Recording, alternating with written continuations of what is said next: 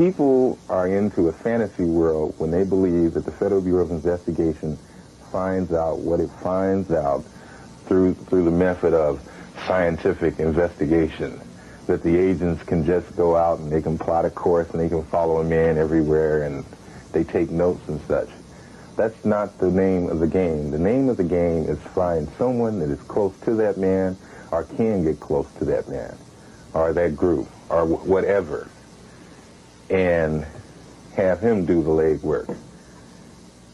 So in other words, there obviously then would have to be more informants than agents. Definitely. What would the ratio be?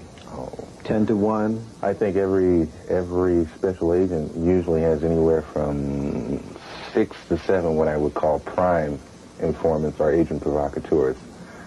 Hey, bro, you better go. I'm gone. You're interfering.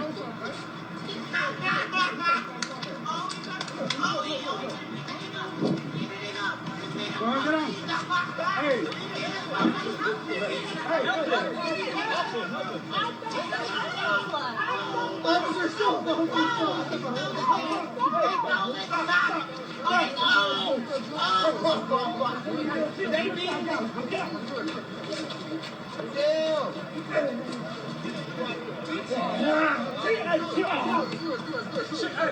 Don't hit me. Hey, you can't hit me. Fuck all that shit, man. For real. Umbrella. She's up. Whole nother level of shit you can't even understand. What is good, my people? We are live back again with another episode of The Forecast. Now, the definition of insanity is doing the same thing over and over, expecting a different result. And instead of repeating the same things over and over, we need to start learning from history. Now, I don't know how many times it's going to take us getting burned to learn that white women are the most dangerous group in America. They are the backbone of white supremacy. And as brothers, at some point we're going to have to realize that America considers all sex between black men and white women rape. And the blood of our ancestors alone should be enough.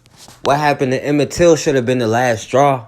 So many people have been killed and we still have the same conversation. In Kansas in 1900, a black man named Fred Alexander, who by the way was a veteran who had just came back from the Spanish-American War, but a white woman named Eva Roth accused him of rape. And despite there being no evidence, they arrested him anyway. And just because this one white woman accused him of rape, they also accused him of killing and raping another white woman. Now, that white woman, Pearl Forbes, had been killed in a robbery gone bad. And there was no evidence that she had been raped at all, let alone having any evidence whatsoever that this brother Fred Alexander did it. But without any evidence, they still charged him with both crimes. They even said with the woman that was killed that she was strangled with the purposes of being raped. And so they arrested this man, Fred Alexander, and charged him with everything. The sheriff at the time, Sheriff Everhardy, removed him from a prison where he was safe to a local jail where a lynch mob can get to him. And then before he can even get a trial or anything, a lynch mob of 5,000 people pulled him out of the jail, tied him up, covered him in kerosene, and then set him on fire. He tried to tell them they were killing the wrong person. And right to his last breath, he was saying he was innocent. But they didn't care. There was no evidence he committed a crime. But because his brother was sweating when they questioned him, they said that was a sign he was guilty. And now 118, 119 years later, we still have our young brothers getting caught up on the same thing. In Kansas, the very same state, a young brother, Albert Wilson, was convicted and sentenced to 12 years for raping a white girl he never even had sex with. So let's see how this young brother, Albert Wilson, could end up getting sentenced to 12 years for a crime there's no evidence he committed. The case of Albert Wilson sounds like something out of an episode of Law & Order SUV.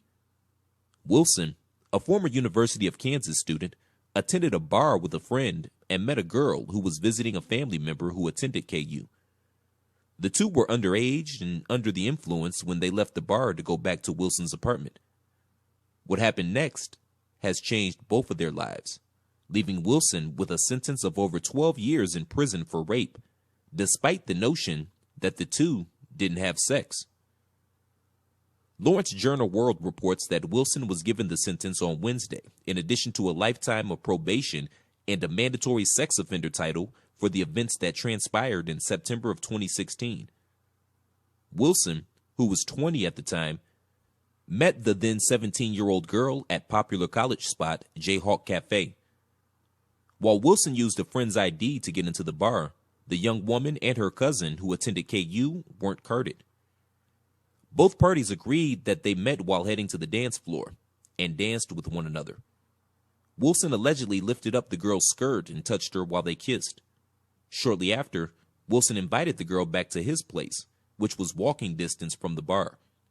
Neither party apparently asked about each other's age. The victim claimed Wilson took her back to his place where he raped her, but Wilson shared a different story with the jury.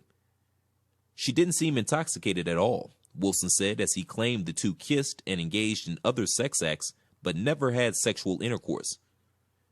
Kansas Bureau of Investigation scientists testified that Wilson's DNA was found on the girl's chest, where he said he kissed her, but no seminal fluid or DNA was found. Swabs were collected from the girl the day after the incident from a nurse at a local hospital. Photos of bruises were also taken on her inner thigh. During the trial, Wilson maintained his innocence and explained why he initially claimed he didn't remember what happened at his apartment. "I don't know how to explain this, but I come from a different background than you, ma'am," said Wilson, who's black, to Judge Sally Portcorney, who's white.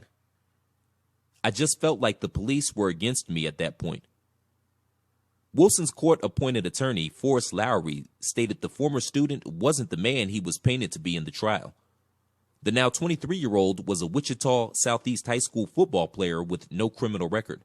He earned his associate degree from a community college before transferring to KU and had dreams of becoming a sports journalist.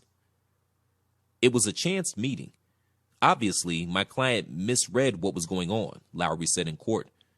"If there was ever a case that deserved a departure of any kind, I think this is it."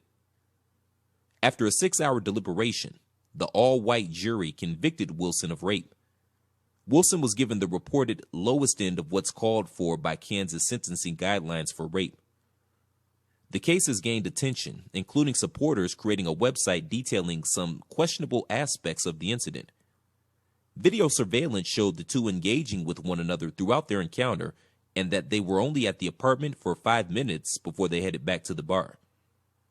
Many have questioned why Wilson was given a lengthy sentence, but actual convicted rapists like Brock Turner were given lighter sentences. Now, the mainstream media hasn't talked about this story at all. They are protecting this white woman. They haven't released her name. They haven't released her picture. But they have released this young brother Albert Wilson's picture all over the internet. Now, this brother Albert Wilson, who was 20 at the time, met this 17-year-old white girl at a bar. And in Kansas, the legal age of consent is 16. Now, this white girl claimed when they were dancing, he lifted her skirt up. I guess she's trying to say he was grabbing her by the pussy. And then she said he forced her to go back to his place. She claimed she was too drunk to know what she was doing. But there's surveillance video that contradicts her story. It showed them hugging up on each other, and she was just fine walking back to his apartment. Now, according to phone records, they were only in this apartment for 5 minutes. But she claimed she was drunk and she was saying no, and he raped her anyway. Now, this brother Albert Wilson said they did go back to his apartment, and they started kissing and doing other sexual stuff, but they never actually had sex. He said his friends started calling him and texting him, so he wanted to go back to the bar. And it was him who changed his mind. But this white girl said after he raped her and they were walking back to the bar, she was crying and he was teasing her about it. But Albert Walker said after he changed his mind and decided to go back to the bar, she looked angry, and that's probably why she's accusing him of rape now. Now, when this white girl got the rape kit the next day, it didn't show any signs that they ever had sex. All they found was saliva on her chest. This white girl mom testified that she had PTSD, and she was crying all the time. She didn't want to go to school, and when she did, she was hiding in the bathroom or throwing up in the bathroom. But a friend of Albert Wilson, who also knows her, said he still sees her out partying. And they didn't release this white girl name, her picture. She didn't get ID'd at the bar. She could be anybody. And you don't know which white women have this mentality. But it's far too many that do. And despite a lack of evidence, an all-white jury, including 9 white women, after 6 hours found him guilty of one charge and was a hung jury on the other charge. Then the judge, another white woman, Sally Porkney, sentenced this brother to 12 years, which they say is the low end of the sentencing guidelines. Now, she isn't obligated to go by the sentencing guidelines, especially if the punishment doesn't fit the crime, but she chose not to. Then 2 of the jurors came back later and said they were pressured into voting guilty, and said they didn't even feel like this brother raped her. And Albert Wilson's lawyer asked for a retrial based on that, but the judge said no. The prosecutor, another white woman, asked him why he told the cops he didn't remember what happened that night. He said because he comes from a different background and felt like the police were already against him because he was black. And a black man with a white woman has been a capital offense in America since day one.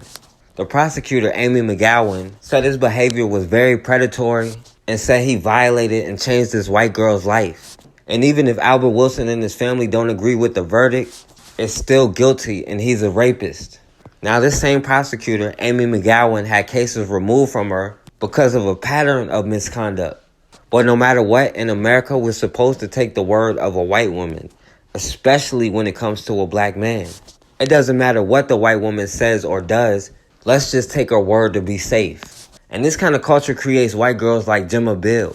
Lesbian fantasist invented 15 rapes and sexual assaults, which saw man jailed to get sympathy from girlfriends, court hears. A fantasist who invented rape and sexual assault allegations against 15 men to get attention from her girlfriend has been jailed for 10 years. Gemma Beale, 25, claims she'd been raped by 9 men and seriously sexually assaulted by 6 in 4 different encounters over the space of 3 years, causing one man to be wrongly jailed. A judge warned that her grotesque string of lies would increase the likelihood of guilty men going free and prevent real victims from reporting such crimes. Beale's first victim, Mahad Qasim, served 2 years and 9 months in jail while she received £11,000 in criminal injuries compensation following the alleged rape. The court heard that she went on to make a string of false allegations that took up 6,400 hours of police time and cost at least £250,000. Most lies began impulsively, following drunken rows with girlfriends as she sought attention and to arouse jealousy. Judge Nicholas Lorraine Smith, sitting at London's Southwark Crown Court, told Beale she was a very, very convincing liar and enjoyed being seen as a victim. He added, "What is particularly chilling is the manner in which you persisted in making allegations which you knew were untrue, even to the extent of committing and repeating perjury. These false allegations of rape, false allegations which will inevitably be widely publicised, are likely to have the perverse impact of increasing the likelihood of guilty men going free." So in one case, Beale claimed she'd been groped in a pub by a man, and then that same man took part in a gang rape of her in a nearby car park. She actually cut herself with a hanging flower basket to make it look like she'd been attacked with barbed wire. In fact, CCTV footage showed she actually attacked the man in the pub and then walked home alone. Now, as unbelievable as it sounds, this white girl, Gemma Bill, accused 15 random black men of raping her over 4 different accusations. And with no evidence, they just took her word for it. Some even went to jail. A Somali man ended up doing 2 years behind it. Another man did 7 years. And somebody else had to leave the country. And this white girl even went around bragging about the money she was compensated for it. In one case, she said a man attacked her in a bar and then cut herself with barbed wire. And it turns out she was the one who attacked the man and ended up walking home alone. Now, this white girl, Gemma Bill, says she lied to get attention from her friends and to make them jealous, which is sick in itself. Why would her friends be jealous of getting raped? And this white girl, or either her family, even had the nerve to create a YouTube channel asking for justice for Gemma. Meanwhile, the people really out here raping white women are only getting slaps on the wrist, just like the white boy John Enoch. IU student accused of raping 2 women won't spend any time behind bars.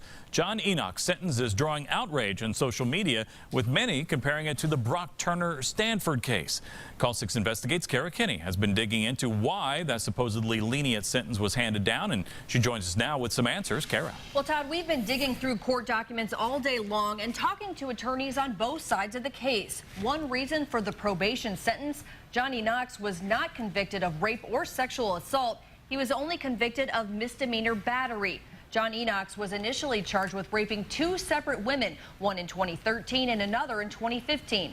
But Monroe County prosecutors dropped the rape charges and agreed to a plea with Enoch because of evidence problems, including witnesses who were drunk and video evidence that didn't match the rape allegations.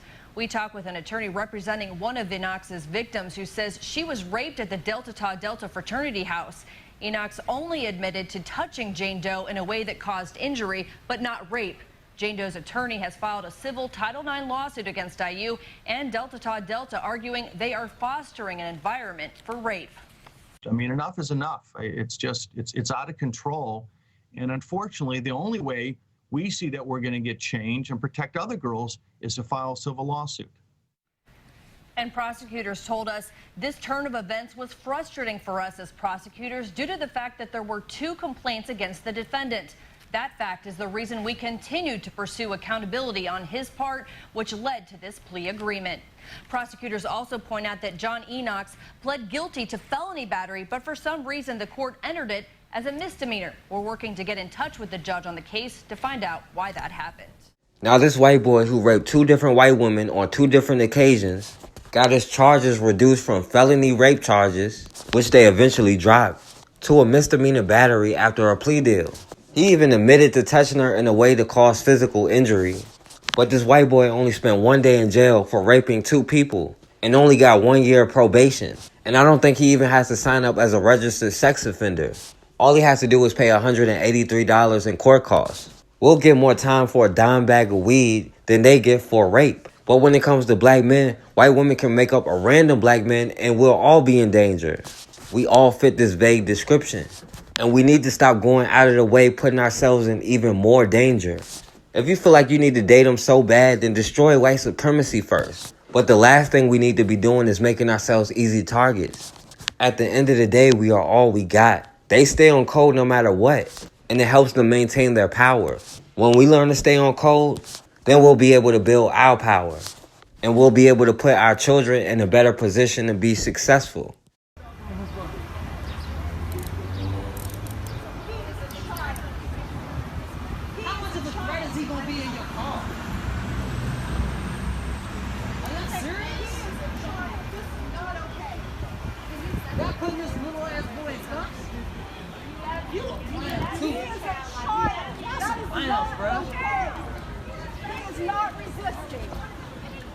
Put this little boy in some cuffs.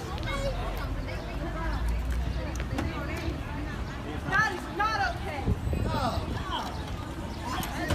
You cannot justify that. Don't say nothing to them, baby. Don't say nothing. Don't say anything. You're gonna be okay. Don't see it. What's going on here? You're gonna be okay.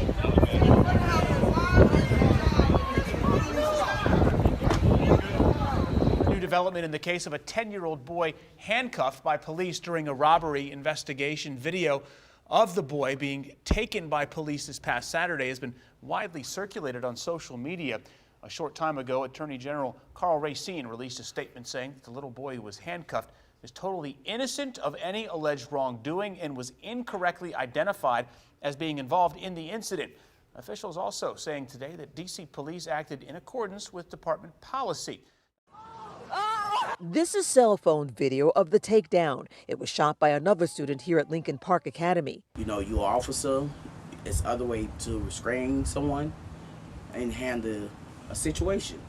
You know, it's not like he's a grown man. He's a kid. He's 11 years old. Nancy Lewis says her nephew is known to get into trouble and needs to know he has to respect people to get respect. But she believes the school resource officer should have chosen another way to control the situation Tuesday.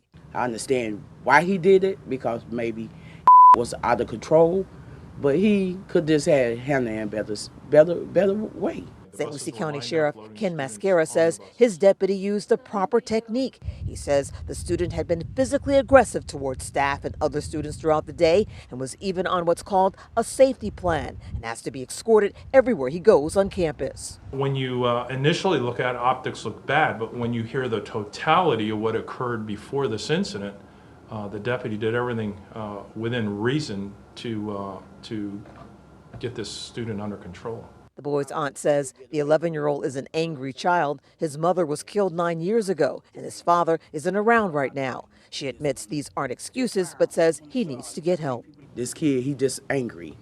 You know, he's very angry, but overall, he's a good kid. He's smart. He's a good kid. Newly obtained video gives us an inside look at a disturbing altercation at Marshall High School between Chicago police and a student.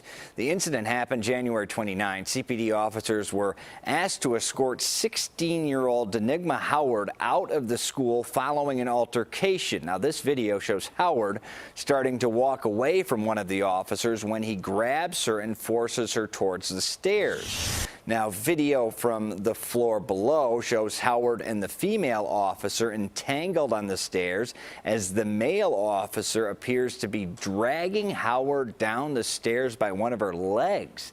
Then the officers and Howard are involved in a physical fight, which ends with Howard being tased. Howard's attorney says the video shows the officers lied about what happened, so he has amended their federal lawsuit against the city and the officers. CPS says they are deeply disturbed by the incident. Both COPA and the school district's inspector general are investigating. It's a heartbreaking case of road rage. Surveillance cameras captured a white pickup hot on the trail of a sedan in which a family of 4 was heading home. When Dad pulled into his driveway, gunfire rang out. A bullet struck and killed 10-year-old Summer Brown, who was sleeping in the back seat. She gasped because it woke her up, and she was trying to breathe, and she's just slumped over, and that's where I noticed the hole in her back, and I'm like, oh my God, I was just panicking and trying to stop the bleeding, and I could just see her gasping and gasping, and she just kind of just slumped over. And my daughter seen the whole thing because she was sitting right next to her, and she said, I knew she was gone because I see her eyes roll back in the back of her head. It was horrible. I don't wish this pain on anyone. Police say it's a tragic case of road rage taken to the extreme. He began following them a short distance from their home after what appears to be the victim's family had just cut him off in traffic. That was my baby, man. That was my baby. Phoenix police released this image of the truck. Note the specific damage in the rear. This sketch of the suspect was also released. It took just 1 day for an arrest to be made. 20-year-old Joshua Gonzalez. Police say he desperately tried to alter the look of the truck. There was active efforts made to change the appearance of that vehicle. Summer's parents are thankful for the speedy arrest, but devastated by the loss of their little girl, Summer. You don't even think about stuff like that, and to know that that was going to be her last day on earth. I didn't even get to hug her and say, I love you. Here is we received a complaint that there's criminal activity going on at your residence. Okay? So, what we have to do, anytime we get a complaint, we have to investigate and say that it's either unfounded or that something, confirm that information. Okay. So what kind of criminal activity? So, it could be that, drugs are being sold from this location, or that drugs are inside of the location, that type of thing. So what I want to do today, ma'am, is take a look inside. No, you're not going to take a look inside. You got a search warrant? No, ma'am, and that's what I want to speak to you You're about. not going to take a look inside. Okay. That's not going to happen. Okay. Well, let me explain to you kind of our process so you're aware of what is going to happen. Mm-hmm. We receive a complaint, we investigate it, okay? If, it's unfounded, we're out of your hair, you never have to deal with us ever again. It is unfounded. There's no drugs in my house. I have 2 kids. I'm disabled. Right. My husband is at work right now. Okay. Nobody here has a criminal record. I have no criminal record. My husband has no criminal record. We just moved here from across the street. I've lived over there for 5 years. I just moved over here last month. Sure. So, no, you're not. If you give me a search warrant, you can come on in and look all around you. And this is the thing. It's not a problem. Our process for when we have a search warrant is SWAT comes, busts down the door, That's goes fine. through things. That's fine. I don't want to have to do that. Because nothing's. When y'all damage my stuff and y'all find nothing, you're going to pay me, so it's fine. Ma'am, this is what I'm asking. Is there a better time we can come back, maybe when your husband is here? No. Because here's what's going to happen. If I can go in, make sure that you don't have any ninjas jumping out, bazookas laying around, nothing like that. I'm going to say, I'm the only one over here on this little corner, and people want to call about my black ass being over here in this little corner, minding my own business. I agree. It's because they're living in them trashy houses right there, and they're upset that we got the nicest house up here, so they want to call and lie on me. I agree with it's you, garbage. But that seems really unfair. But I have to do my job, okay? I didn't call you, so. Okay. And part of that is I have to make sure nothing's going on. If I can say... There's nothing going on. You smell anything going on around this motherfucker? No, ma'am. Does it look like anything's going on around here? Do you see my yard? Do you see my grass cut? I just bought a new car today. I just bought a new car today. Carvana just delivered my car today. That's probably where the call came from, because they're mad. People are mad and jealous. I mind my own business. I've been around this neighborhood for 5 years. That's why I want to get out of your business. I don't have a record. My husband doesn't have a record. We don't bother anybody. My kids go to school right up the street, and the teachers love them. They have no problems. I'm sure they do. It's bullshit.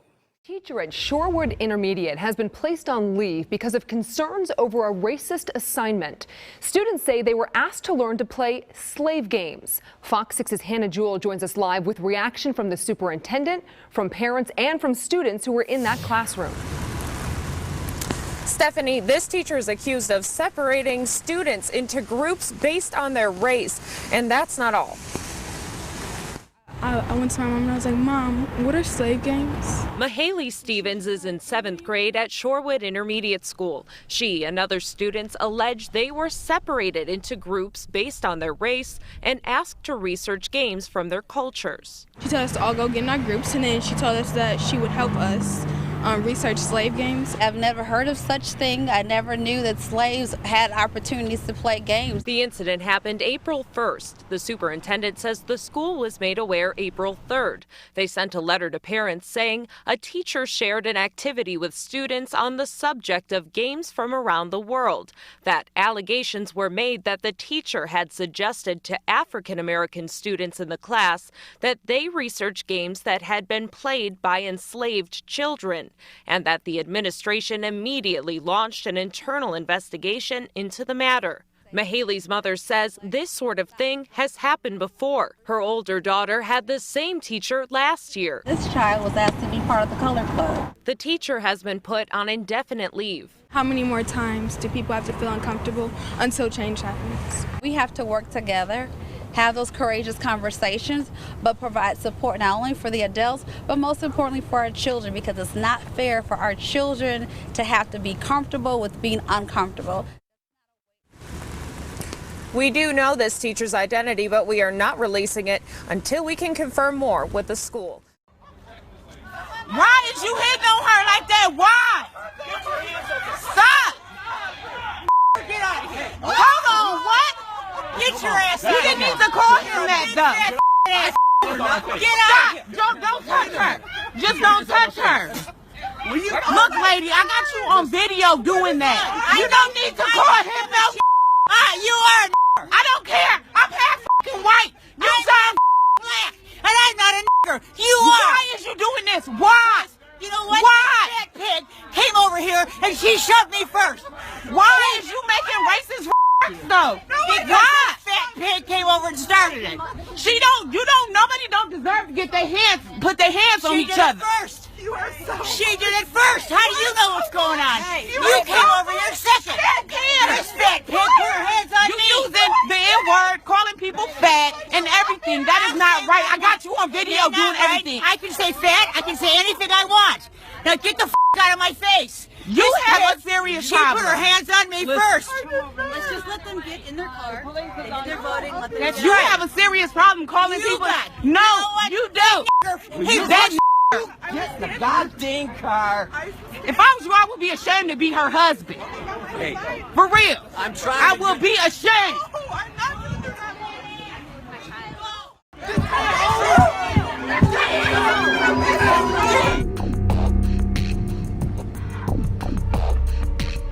Hit me, please. Do something.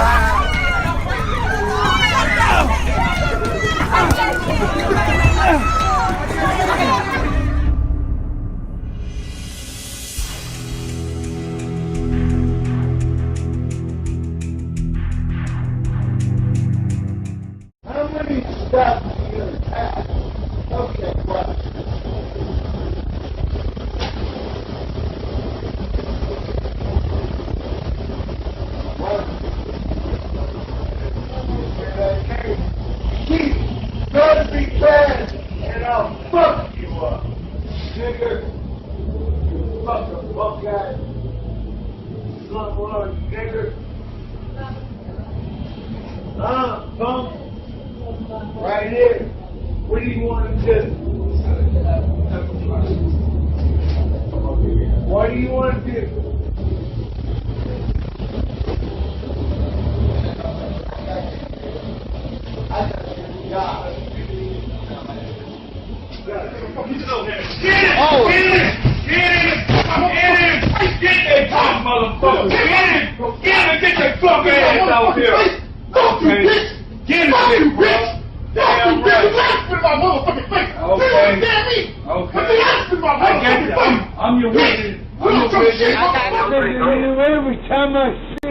The incident caught on bus surveillance cameras happened on a Palm bus on a Sunday afternoon, May 13th.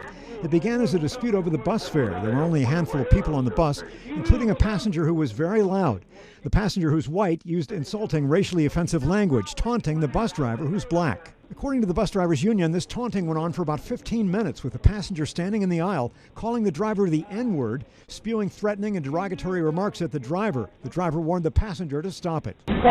One more time. I told you, call me one more time. Then the unruly passenger spit on the driver. According to the union, the bus driver couldn't take it anymore, stopped the bus, and then you can see on the video the Palm driver repeatedly striking the passenger. He hit the passenger so hard he knocked the passenger unconscious, and he landed on the floor of the bus where he laid unconscious for several minutes. Emotionally, the driver lost it and reacted in self-defense as well as reacted to being spit upon. In a letter to the driver, Palmtran called the driver's actions an egregious and abhorrent level of misconduct. He was fired, but the union feels the driver did not deserve it. I think there's no place in our society for that use of language, and also I think anyone's going to have a reaction when they're spat upon, especially after being racially degraded. Oh, what you gonna do with your fat flat? Yeah, I know y'all playing, man. Just like we like this shit. Yo, why every motherfucker got here trying to fight me and you call the police on me too? Yo! Fuck you know this one. Call another motherfucker a nigga, bitch. Call another motherfucker a nigga. Fuck wrong with you. Fuck out. Fuck wrong.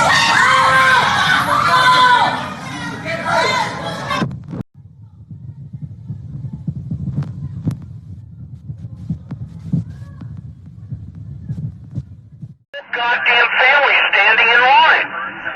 Nipsey Hussle's mom looks a lot like a male. Oh, that's fucked up. Wow. Dad looks a lot like a female, so go figure. Wow. I haven't seen any of them. Where are they showing his mom and dad? 11, they're showing highlights from the funeral. No, I'm on Channel 11 and they're not showing any fucking highlights. Now, what they should have done is after the funeral, they should have drove the motherfucker and put him in the ground before he starts stinking up the place. Wow. Stink when they're alive. I can only imagine what they smell like when they're dead. Wow. Disrespectful motherfucker. If they go in there and enforce anything, they'll turn on them like dogs.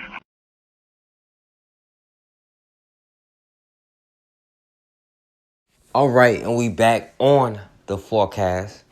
Now, we have to be clear, we are prisoners of war. And we didn't start this war. This war has been going on for hundreds of years, and it's not over.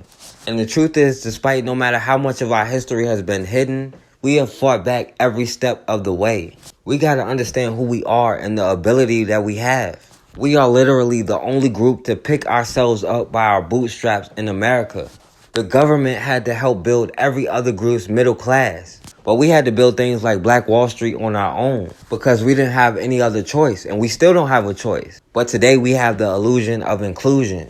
And something as small as them still taking our tax money should be enough to make us mad, let alone the brutality that they put in our face to send us a message. But we've had so many casualties, the point is to start limiting our casualties. But we have to be ready and willing to do whatever we have to do to get to where we need to get. It's not about being a hot boy and drawing unwarranted attention on you. We have to be careful how we move when we're in the situation that we're in. When you look at history, all the times we were successful at standing up, it wasn't by marching and begging and crying for justice. They used whatever they had to fight back, catching your enemies off guard. guerrilla style, and taking action when you have the advantage. There is power in numbers. There is power in unity. There are reasons laws were passed making it illegal for us to gather in groups more than 3. But we already know who the biggest gang in America is. In Florida, a young unarmed brother, Demarcus Semer, ended up getting shot by Fort Peirce police after what was supposed to be a simple traffic stop. So let's see how this young unarmed brother, Demarcus Semer, ended up getting killed. It was a case that rocked a Treasure Coast community, and this evening, nearly 5 months after he was shot and killed by Fort Peirce police, a grand jury has handed down its decision. That grand jury determining the officers involved in the shooting death of Demarcus Semer were justified in their actions. We have team coverage, and we begin with News Channel 5's John Shainman live outside the St. Lucie West Courthouse. John.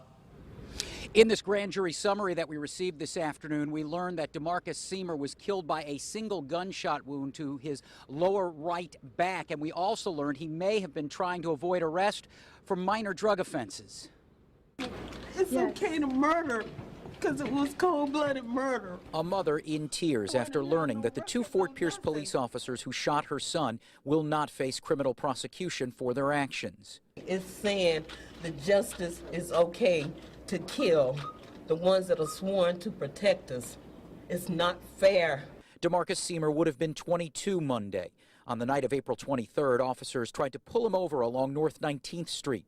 The grand jury summary says Semer didn't provide his license at first, and officers noticed a small amount of marijuana on the instrument panel.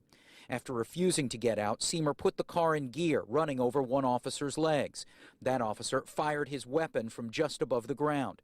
The second officer, who had eventually gotten into the car, said Semer was trying to push him out, and upon hearing the initial shots, assumed Semer fired the gun. Seconds later, Semer got out of the car, and there was a short pursuit. The second officer said Semer turned back toward him and raised one of his hands. The officer said he saw an object in Semer's hand and fired. When finally reaching Semer, his hands were empty, his cell phone found a few feet away. A search of the car Semer was driving found drug paraphernalia, and a small amount of marijuana was found wrapped in plastic along the street, but no prints or DNA could be found on it. Demarcus Semer had no criminal record before his death. Nothing prevents us from moving forward with a civil lawsuit. So I look at it this way, it's our time now to move forward with the investigation on our own. Ago. Now, word of the grand jury decision certainly spreading throughout the community. A group of church leaders meeting late this afternoon to address the issue. And for that part of the story, let's turn things over to my colleague, Megan McRoberts, who's in Fort Peirce.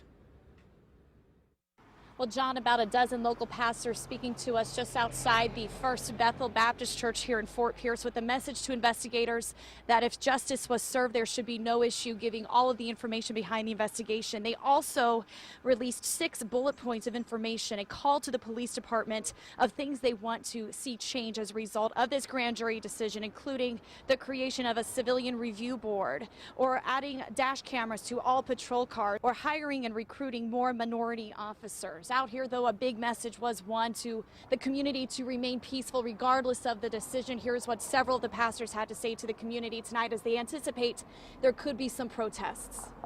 Continuing to ask the community to stay peaceful and law-abiding. And we are also asking that law enforcement would do the same with the community. And we've heard several people in the community start about organizing protests for this evening, but the good news is so far everything does appear to sound peaceful, and officers right now not expecting any major problems. So according to the police, they pulled this young brother over because he was speeding.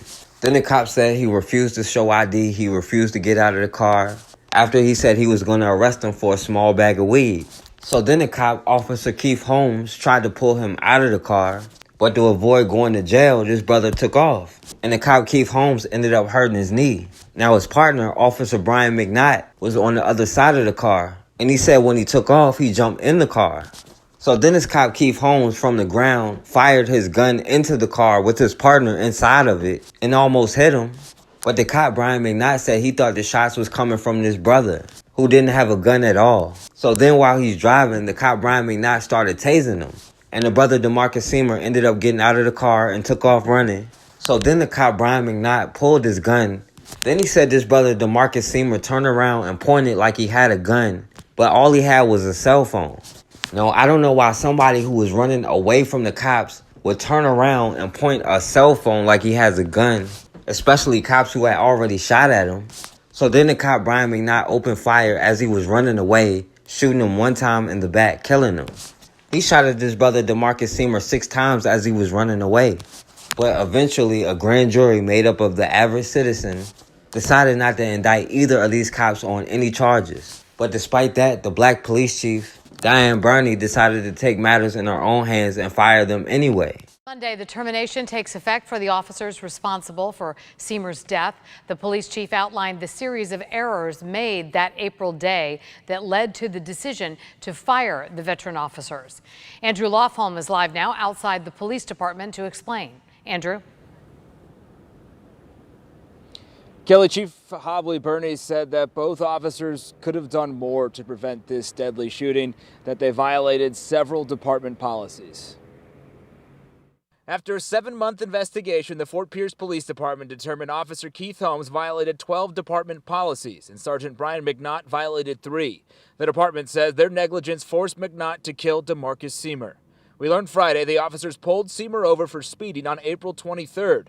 The chief revealed they never asked Semer to turn off his car before reaching inside. Authorities say Semer then tried to flee.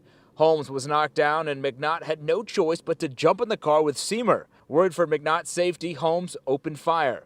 A struggle ensued and Semer got out of the car and ran. After hearing the gunshots and seeing something in Semer's hand, MacNaught shot and killed Semer. The object in hand, a cell phone. A grand jury cleared the officers criminally. April 23rd, 2016 was a tragic day for our beautiful city. While the shooting may be justified by the letter of the law, these officers could have taken steps to prevent it. Now, the chief wouldn't say much about the conversation that she had with the officers today, but said that each officer reacted differently. One was silent and the other one was clearly angry, showing a lot more emotion. Now, both officers will have a chance to appeal. Fort Peirce Police Chief fired both of those officers because she says both violated several policies during that traffic stop. And now that the investigation has been completed, they've released documents, including audio recordings of some of the witnesses. We're hearing for the first time from one of the officers who showed up at the scene talking about the traffic stop. In fact, investigators refer to Officer Justin Goulet as the only other eyewitness, other than the 2 officers involved. Goulet showed up for backup back on April 23rd of last year, just moments after Demarcus Semer had fled the scene in his vehicle, leaving Officer Keith Holmes in the road firing at Semer and Sergeant Brian MacNaught hanging on the moving vehicle. Goulet's recorded interview was one of several included in the documents just released from the Fort Peirce Police Department. Once those shots were fired, I checked on him, and he told me and made me aware that MacNaught was in the vehicle. At that point was for me to go ahead and turn around and start heading towards that vehicle. According to the report, Sergeant MacNaught was upset upon having learned Officer Holmes shot at Mr. Semer's vehicle with the sergeant in it.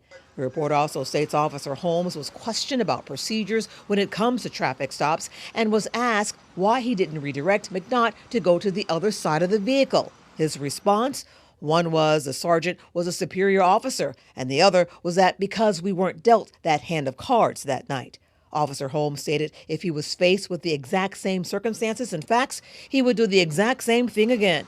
Sergeant MacNaught felt differently, saying it was possible to learn from mistakes, and there were other options he might try if confronted with a similar situation again. Michael Kelly, the police chief, just wrapping up a press conference within the last minute or so. From that, we learned that these officers were in violation of numerous policies leading to their termination. This has been an incredibly hard year for the family of Demarcus Semer. As you can imagine, hearing that these officers have been fired, they will not be back on the streets, is good news to her. She was extremely emotional as she told us her reaction earlier this afternoon. Take a listen. I started singing, what a mighty God we have, what a mighty God we have. Angels bow before him, heaven and earth adore, what a mighty God we have. Now, even though this cop Keith Holmes violated 12 policies, and this cop Brian MacNaught violated 3 policies, and shot this brother in the back, neither one of them were charged, but the chief took it in her own hands and she fired them. Now, the cop Keith Holmes showed no remorse. He said if he had to do it again, he would do everything the same. Even though he's already been in trouble a few times before. He was already involved in another shooting before this, where he shot a man he thought was doing a drug deal, but it turns out he was buying Viagra. And the grand jury cleared him of that too. And he's had other trouble. He was forced to take some kind of sexual assault class and other things like illegally chasing or detaining people. But despite the celebration from his family, both of these cops ended up getting their jobs back. A Fort Peirce police officer fired following a deadly shooting 2 years ago has won his appeal to get his job back. Only on 5 tonight, Megan McRoberts reports as part of that decision, it was ruled the officer should not have been fired in the first place. And she's live in Fort Peirce tonight. Megan? Kelly, when Officer Keith Holmes was fired about a year after the shooting, Police Chief Diane Burney said she found that he was in violation of multiple department policies. A federal arbitrator didn't disagree with her there, but did say that those violations didn't warrant termination. It's like a slap in the face, kind of. More than 2 years since Chelsea's brother, Demarcus Semer, was shot and killed following a traffic stop. She and her family are learning both officers involved in the shooting are getting their jobs back. It wasn't a shocker. If one got their job back, we already knew the other one was going to get it back, so. Sergeant Brian MacNaught won his termination appeal earlier this year, and this week we've learned the second officer, Keith Holmes, is also getting his job back. Documents from a federal arbitrator show Holmes will be reinstated with full benefits and seniority. He'll be on paid administrative leave until his application for medical disability is approved. He's had 2 surgeries on his leg, he said, after he was run over during the traffic stop that resulted in the shooting. In April of 2016, Holmes pulled over Demarcus Semer for speeding, then said he saw marijuana in the car. He was going to arrest Semer, but said Semer would not get out of the car.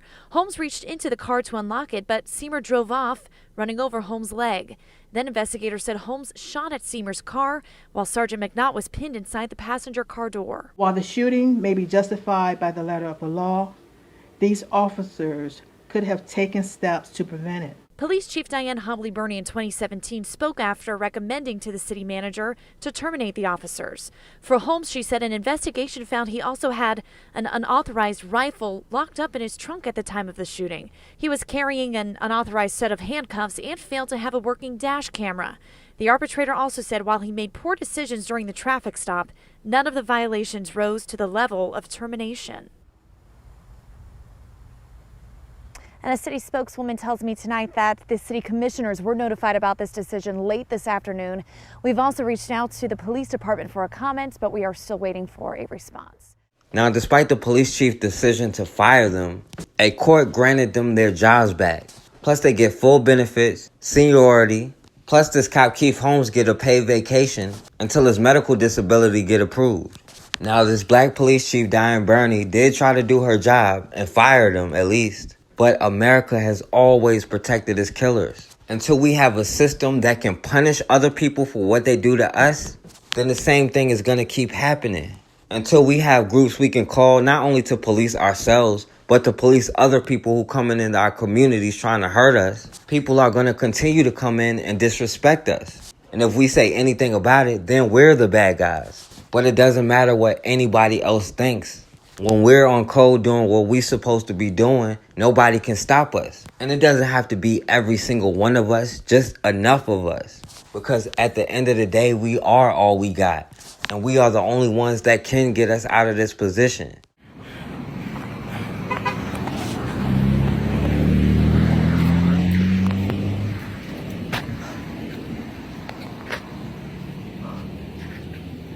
What are you running for? I'm jogging.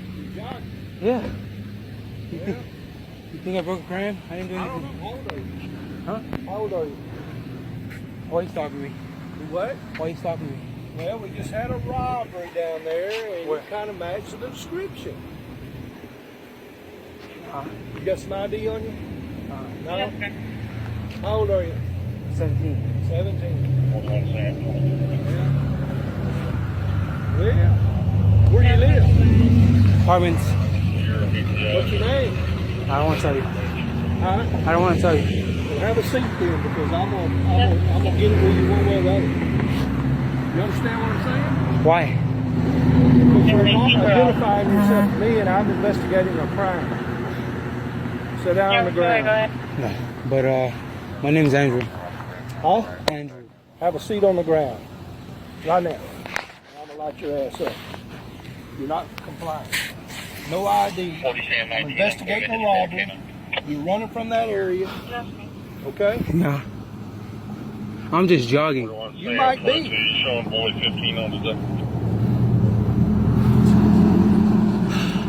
It's a law that you have ID on.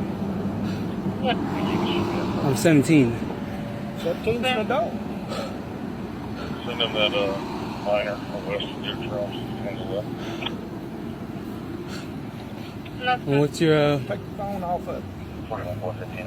I'm recording it? Yeah. Okay. I'm just making sure. Make sure what? You didn't do anything. I'm not gonna do anything as long as you're in compliance. You know, you want to be obstinate, you know, and don't want to give me your ID, say you don't have an ID, you don't want to give me your name. Because you're folding me. Yeah, I told you I'm investigating a robbery that come down there from the Walgreens, right where you come running from. Show me SO and run to you, quick. If you hadn't done anything, you're good to go. Okay? I'm fixing to find out. Look for it. All right. Have any of the units arrived on that scene yet where they can get a description of this male that I'm detaining right now?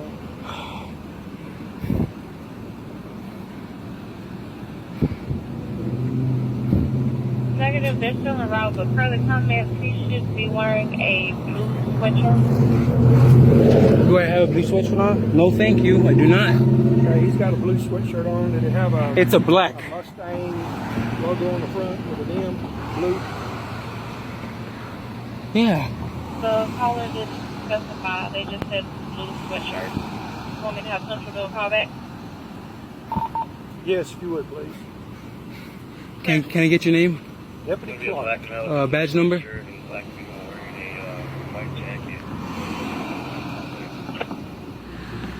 Where do you go to school? I don't want to tell you. You don't want to say that? No. Okay, I guess we're going to have to do this another route. P4, Miguel, 300, air take 3724.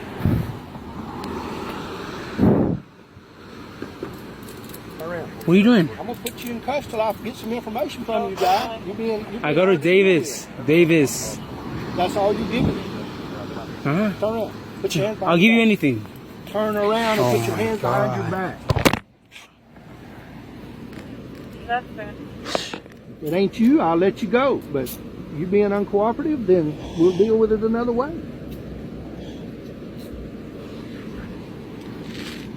What are you doing? What's the problem? That's why city murders unsolved right here, man. Business into something? What? I don't appreciate it. That's why our city murders unsolved right here, man. Hey, man. These folks ain't got nothing better to do, man. You being loud, bro. These folks ain't got nothing better to do. Whoa. Y'all see him grabbing me? What did I do wrong, though? What did I do wrong? I don't have to talk to you, do I? Am I being detained? You're bothering Am I being detained? How? You stop me. I'm walking down the street. You're talking loud. Man, I ain't say nothing to you. You say the business end of something? What I say was the popping? business end of something. I ain't business know what you're talking about. Okay? What is you talking So about? you ain't gonna put What me is you on. talking about? What is you talking about? You ain't gonna put What me is you? on. Put you on what? What is you talking about, sir? What you just said. What did I say? You rolled by and said, what's popping? I said, what's popping? I said nothing to you. You said you rolled by and I'm said, gonna give you the business end of something. Man, ain't nobody say it. Am I being detained? I ain't say that. No, you can keep All right then. Come on, man. This the reason our city murders unsolved right here, man. This the reason, bruh. This the reason our city murders unsolved, man. Y'all folks learn y'all rights, bruh, because these folks harass us all the time, bruh. They do this all the time, bruh, for no reason. Thought somebody would go nut up or something, man. Come on, man. Come on, man. Study following us, but told us we could leave, though. Told us we could leave, but study following us. That's harassment, man. Is we being detained? That's harassment, man. Did we say you be king? That's harassment, man. We're walking on the sidewalk. That's harassment, man. We step to the side and let these folks go, man. Let me step to the side. Obviously, I'm in these folks' way, man. Okay. Obviously, I'm in these folks' way or something, man. I don't know why they walking. I don't know what they on right here, though. You know, it's a law. It's a public sidewalk. I don't know what they on. We can walk I don't know what they on right here, though. I don't know what they on right here, though. Does it matter? Hell yeah, that shit matter. You know it do. Fuck you talking about, nigga. We can walk on the public. Hell nah, y'all can't sit there and follow us like that, man. That's harassment, man. Hell y'all talking about, man. I fear for my life. I fear for my life. I fear for my life. I fear for my life. These folks out here trying to kill us. These folks out here trying to kill us. Fuck you talking about. Hell is you talking about? Ain't nobody scared of that shit, boy. All the time, bro. Come on, bro. Come on, all the time, bro. I fear for my life, man. These folks do this every day. I really fear for my life.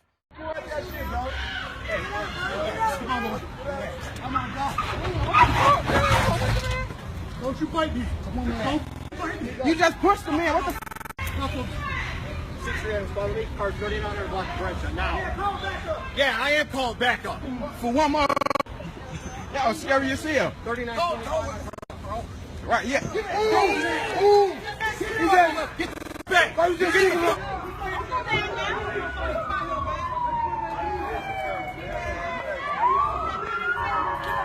He's standing near him in his bed. He's standing near him in his bed. He punched him in the head. Do what you gotta do. Look what she's doing. Look at it. Look. So you want to be a smart? Yeah. Yeah, look. Don't touch me. I didn't Give touch me your ID. No. I didn't do nothing. Don't touch me. I ain't touching you. Yeah. She's bored. Look at him, y'all. Look, live. Yup. Look, she pulled up and started talking to me. Look. I think that's 3760. Pulled up and harassed him because he pulled over to drop the groceries off. She pulls up and bleeps her stuff because he's pulling his guard. Man, wow, in front of our house. I'm not worried about it. The racist shit that be going on in Swissville. Never put your hands on me again. No, don't give. You put your hands on me. Don't never touch me again. Yeah, get her badge number, Sid. She must be her first year here or some shit. Hello, Sergeant. Yep, thank you. She's mad. Yeah, she better not say shit to me. So my brother and sister pulled up to our house, and the cop. She pulled up and bleeped on him for no reason. When she was getting out. She just bored. They don't got shit to do in Swissville. Go around there. There's motherfuckers on the corner and all that. You come up here. Bored as When I was hell. getting out my car, she put her hands on me, telling me Can to I get back see your in. ID? And I told her I'm I don't not have to giving give her you nothing nothing. due to her touching me, because she didn't have the right to touch me. And I got it on camera. Can I have your ID? I got it on camera. You have it on camera? Yeah, I got it on camera. Can I see Why are your you ID? touching? Look, y'all still see him touching her. Look, she's still touching him. And he's an officer, his damn self. Look, You keep disrespecting me. I'm asking you for your ID. You don't have to give you nothing. No, she never pulled me over. Never pulled him over or nothing. No hit. Bro, she tried to pull up on Sid, didn't even know he was a cop. Tried to grab him and everything. Now he's on the phone with his sergeant. She about to lose her job. She about to lose her job. Dumb as hell. What did he do? He stopped in the middle of the roadway, and she was stopped in the middle of the roadway. He wasn't even in the car. She It was her. right It was here, her. and he's parked right It was here. her. Now he is because you stopped him. You bleeped him. Right here. You bleeped I him. told him to move. You bleeped him. See, that's how you know they don't fuck with us. He pulled over to drop the groceries off. She pulled over. I'm telling you, I am calm. She pulled over to drop the groceries off. She comes over and I'm like, he's about to pull off. I should give you a ticket. I'm like, he's about to pull over. Matter of fact, I'll give you a ticket right now. I'm like, what is all of that for? There's people around the corner at the bar outside doing all types of shit, and you come to bother us about grab this arm. Calm down. Calm down for what? That was uncalled for. Yes, sir. Yes. I'm not yelling though. I'm not yelling because this is uncalled for. Several things. Okay. That's what y'all want us to do. Y'all want us to move because we're black. I know what it is. That's what I had. We're the only ones that go through this, and you know it. So it don't matter. We know you don't even have to talk to them no more. I already have an appointment with him. I need her ID and I need his ID. What do you need her ID for? He wasn't even in the car. Police report for what? She's bored. She don't got nothing else to do. Well, actually, we were on another call. She was getting something from me. Well, she needed to go. She should have went there. Okay. Well, she needs her ID. For what? For a police report. A police report for what? For what? What's the police report? I'm citing her for parking there. Okay, great. Cite? I can't Man, wait. no. I got it all on camera, so it don't matter. Yeah. Show to court. Yeah, exactly. I just want to show her grabbing the officer that she don't even know. That's not even my car. She's bored as hell. Badge number 160. I got the badge number 160. And you can show your side of the evidence. Yeah. That's all set. She's trying to look at she's looking for warrants. That's checking for warrants. She's not writing, citations. She's checking you for warrants. Well, she gets what we do, sir. What you smiling for? Sir. What are you? She's smiling, thinking it's a game. That's crazy. Let me run the information.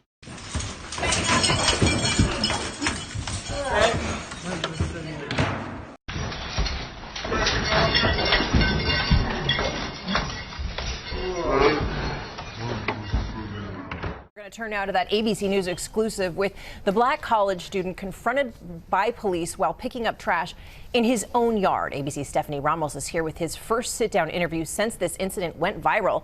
Good morning, Stephanie. Cecilia, good morning. His name is Zaid Atkinson. He is the man in this video, and he says he was racially profiled right outside his house. He says by sharing his story, he wants to be the voice for people who cannot speak out against injustices. 1, 2, 3, 4, 5, 6, 7, 8. 8 officers of the law. This morning, in an exclusive interview, the man at the center of this viral video, Zaid Atkinson, is speaking out after this dramatic confrontation with police while he was picking up trash outside his house in Boulder, Colorado. You have weapons, you have protection. I'm over here picking up trash on my property.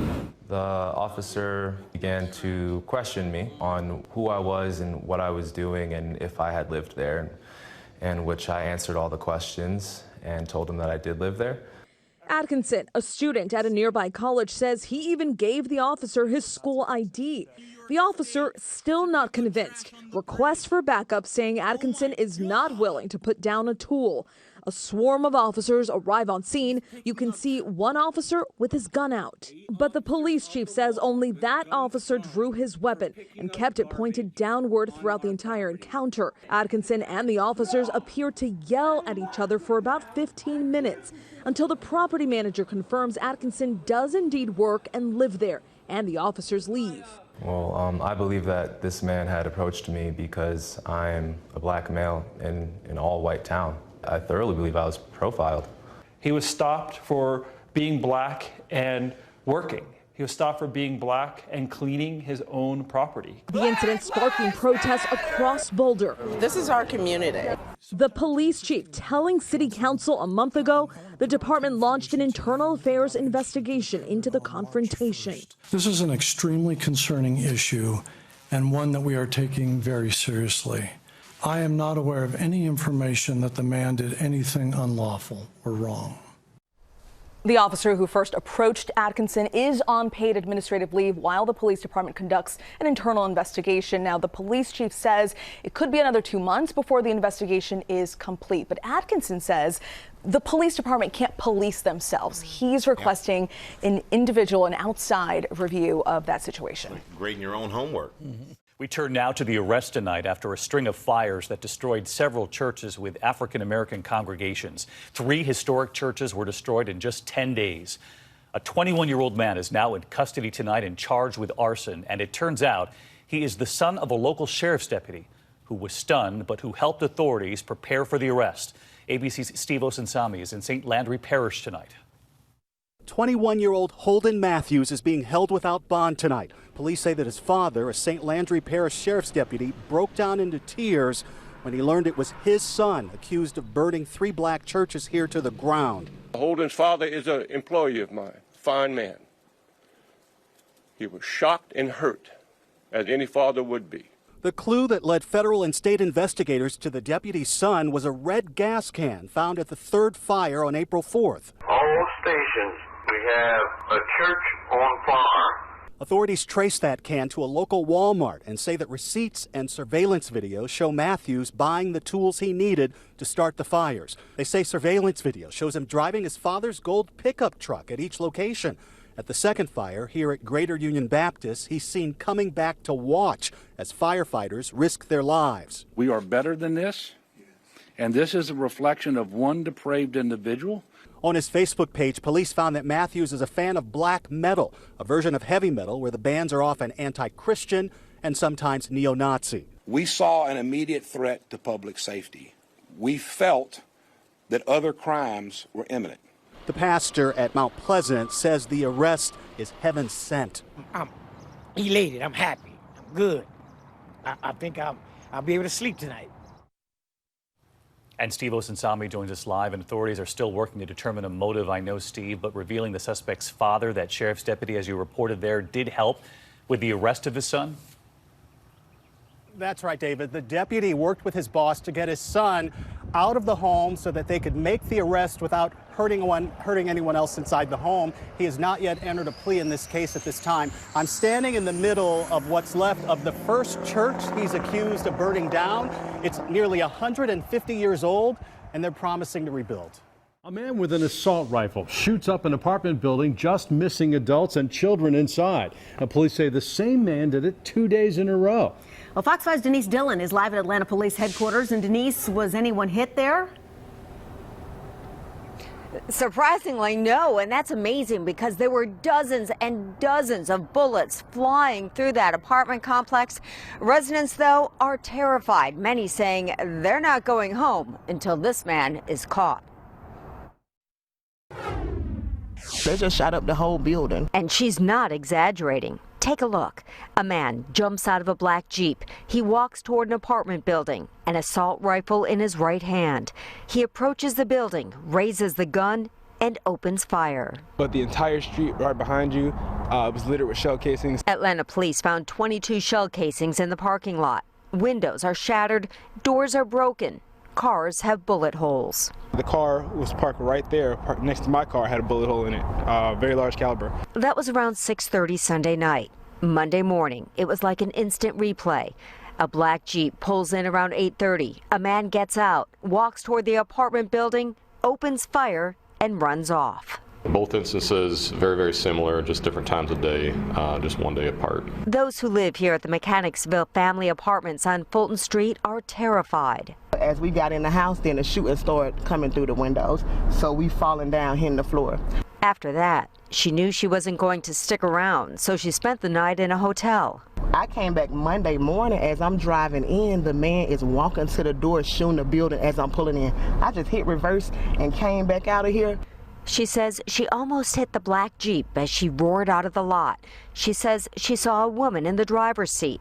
Police are trying to figure out who that woman is, and more importantly, who the man is with the gun and why he shot up the apartment building. But whatever problems that person has with whoever they think lives in this area, has to be some serious problems to come back twice.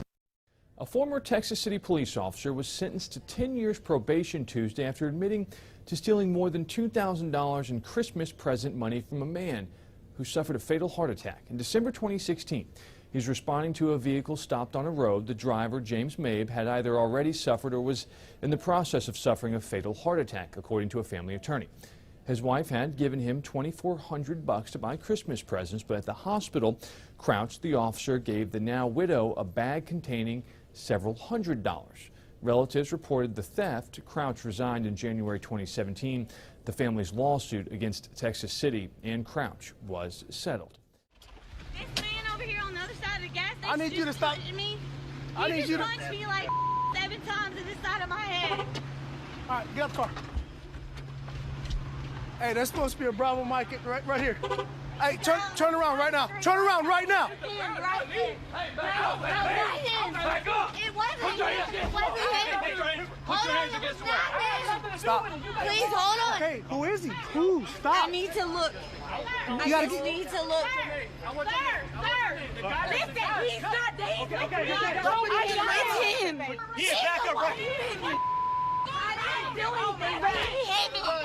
He hit me, Jimmy. Look at me. I won't fight you. I won't fight you. Stop resisting. I won't. Stop. I won't. Put your hands behind your back. Put your hands behind your back. Hey, put your hands behind your. Put your hands behind your back right now. Oh, he got stabbed. Yeah, I got stabbed across my face. Wait a minute. This Wait, right like here, three the girl, different she things come going up on. from the car. Listen, my ID's in my car. Okay, hold on. She said that you're the one that did it. No, sir. Right. No, sir. I got witnesses that say she pulled a knife on me. She stabbed you. Yes, sir. Now it's starting to make sense. Yes, sir. Okay, she's saying that she was beat up. No, sir. She pulled a knife on me. I defend myself. Okay. I got an eyewitness. Everybody, my ID's in my car. Gotcha. Right okay, there. okay. Have a seat for me. Have a seat for me. Okay, now it's starting to make sense. Yeah, it makes sense. All right, you came around the corner and she started running towards you. Yeah. So I assumed it was you. So that's the only reason why he was helping me, right? Because we thought you was the bad guy. It happens. It's nothing personal, okay? Remember, we gotta make sense of everything, okay? She's telling us that this man beat her up. Yeah. Come to find out, the way it's looking, she stabbed this man. Okay, now, but see, now we starting to make, see what I'm saying? Now we starting, so where you at right now? Huh? No, let me see. She got you in the neck? Yeah, and then when I went to the car, she took off on the car and dragged me down. I told her, ma'am, stop. She took off on the car. Okay, how did this all start? I was next on the, she said, you got in front of me. Next thing I know, she come back with a knife. Is that it right there? That is an eyewitness. The eyewitness said she got the knife. Okay. That's when I attacked her, when I hit her. Why did he punch you? Because I got mad because he thought he could just push in front of me. How did he get the cut on him? Because I always have a knife on me. Was a knife on your person or in your car? It's been on my person all day. Where do you carry it at? Because that's pretty big for your size.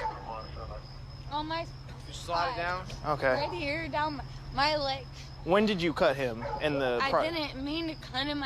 I just pulled it out and was trying to, explain to him to please leave alone. I launched a movement called Blexit, which is the black exit from the Democrat Party. When I became educated about the issues and stopped reacting emotionally, which is what the left wants us to do, presumably, when they hold up pictures of burning churches, I began to examine the facts and look at some of the narratives they were spinning. For example, in 2016, it was police brutality, and I realized that they are dissuading us against our own best interests. And I wanted to have a more productive dialogue with the black community about the issues that are actually affecting us and impacting us. When I announced that I was a conservative, I've never seen anything more racist, more disgusting, more vitriolic, more hate that's come my way in my entire life than the things that Democrats and the media say about me today. I've been referred to as an Uncle Tom, a bed wench. For those of you that don't know, that means a slave that sleeps with the master, a house nigger.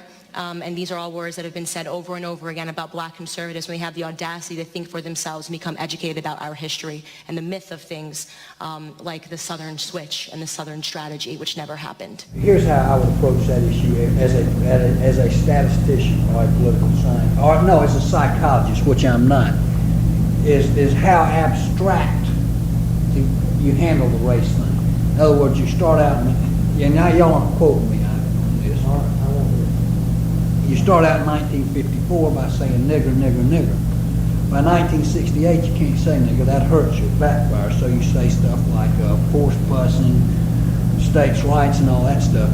And you're getting so abstract now, you're talking about cutting taxes, and all of these things you're talking about are totally economic things, and the byproduct of them is blacks get hurt worse than whites. And subconsciously, maybe that is part of it. I'm not saying that, but I'm saying that if it is getting that abstract and that coded, that we're doing away with the racial problem one way or the other.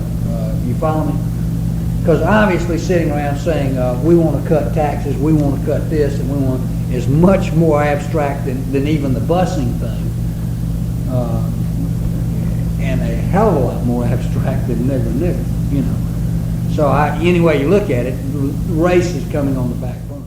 Now, did the shot actually kill him? And if not, how did he die? No, the shot did not kill him. We all believed that Martin King was killed by that shot by Strausser. He was still alive when he was taken to the hospital. He was being worked on in the emergency room of the hospital. And I think the emergency staff were trying to do their best to keep him alive. And he was still breathing and alive. When the head of neurosurgery of the hospital, Dr. Breen Bland, came in to the emergency room with two other men in suits. And he said to the people in the emergency room, stop working on that nigger and let him die. And then he said, after a pause, now get out of here, all of you. Leave this room. Get out. And he emptied the room. And as he was emptying the room, a surgical nurse was the last one out. And she heard them do this, like picking up water in their mouths. And that caught her attention, and she turned and she saw them spit on the body of Dr. King, the three men. Then she saw Bland, Dr. Bland, take a pillow and put it over his face and suffocate him. And that's how Martin King was killed.